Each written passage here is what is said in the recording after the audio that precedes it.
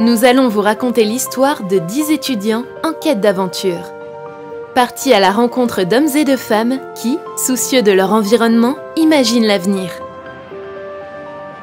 Curieux et concernés par les nouveaux enjeux du tourisme, ils partent pendant 10 jours au volant de leurs voitures électriques sillonner les routes de la région Auvergne-Rhône-Alpes. Découvrez leurs aventures.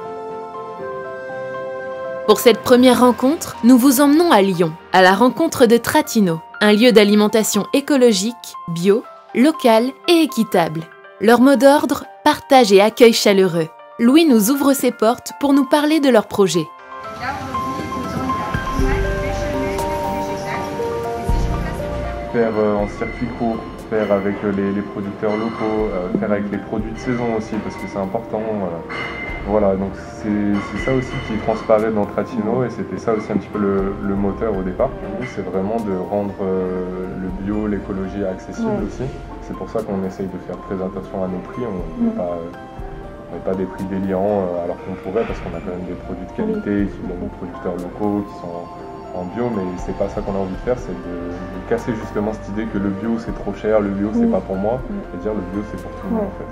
Manger local c'est peut-être important, c'est vrai que je peux trouver des choses proches de chez moi et ainsi de suite, et donc il y a vraiment une clientèle qui est déjà, on va dire, dans ce mode de pensée qui se retrouve chez nous, et il y a une clientèle qui s'éduque au fur et à mesure avec nous, et c'est vraiment ce qu'on voulait faire. Et on avait mis en place, David Desfontana avait participé à plusieurs conférences sur ces thèmes, et c'est ce qu'on voudrait mettre en place aussi ici avec l'animation dont je vous parlais. Donc on est content de voir qu'il y a déjà ces premiers retours de gens qui se disent voilà, en fait on a la porte ouverte sur autre chose, et donc ça nous fait vraiment plaisir.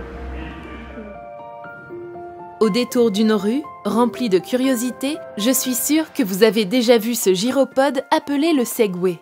Mobileboard, l'un des acteurs incontournables du Segway et location de vélos à Lyon, nous reçoit dans son local du 2e arrondissement. Sympa et décontracté. Notre activité, elle émet zéro impact en circulation. Par contre, en fait, on émet en production. Si on achetait tous les ans des nouveaux vélos, des vélos qui viennent de Chine ou d'ailleurs, eh ben on aurait un impact au final. Et donc, c'est pas si éco-responsable que ça. Voilà. Ce qui nous a, le petit déclic, c'était quand il y a 3-4 ans, lorsque les grands opérateurs de trottinettes électriques sont arrivés sur les villes en disant « Ouais, mais nous, on est éco-responsables ». Et ils commençaient à avoir des voix dissidentes en disant « Mais c'est pas si éco-responsable que ça, votre truc, parce que c'est pas produit ici, donc il faut les amener par bateau, par avion, et puis vous avez des batteries au lithium-ion ». Et là, on s'est dit « Ah, c'est là qu'il y a la piste, c'est sur notre matériel ». Donc il va falloir bien sélectionner notre matériel et surtout le garder, et puis acheter en fait du matériel qui aurait été jeté, parce que clairement ces vélos-là, ça se trouve, ils ont été à la casse. Ça aurait été dommage parce que c'est de la quali, mais très clairement, voilà, c'est là-dessus, sur la production du matériel que l'on achète en fait, et puis après ça va être sur la gestion plus de l'entreprise en elle-même. Bon. C'est vraiment les deux aspects que l'on travaille pour l'avenir.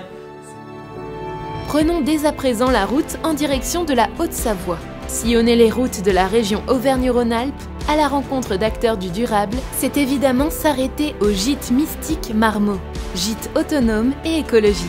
Nous sommes accueillis par Géraldine, son grand sourire et sa joie de vivre.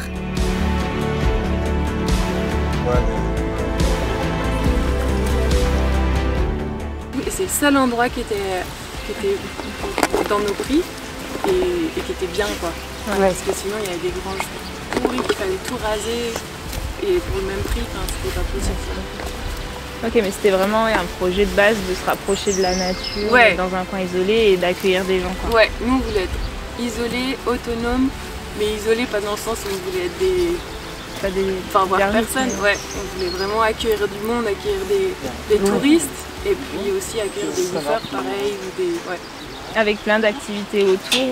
Oui, alors on commence à développer un petit peu les activités et puis à terme on aimerait aussi créer des stages en permaculture quand on sera plus formé quoi. Okay. Ouais. Et avant vous étiez dans la région déjà ou vous étiez ailleurs Non, juste avant on était à Paris. D'accord. On a vraiment changé de vie. Vous avez changé du tout. C'était d'ailleurs le moment de changer, on n'en pouvait plus. Être autonome, c'est réduire quand même son empreinte carbone. Oui, c'est sûr qu'on consomme forcément moins que peut-être la personne lambda qui habite en France, mais en tout cas on utilise une voiture, on brûle notre bois, c'est une évidence. Hein. Ouais, on essaye de ne pas faire de déchets, on essaye d'être zéro déchet, mais on en fait quand même, on construit des trucs et les matériaux de construction ça vient toujours emballé, on n'a pas d'alternative et donc vous avez pas. On essaye. Dans le prochain épisode,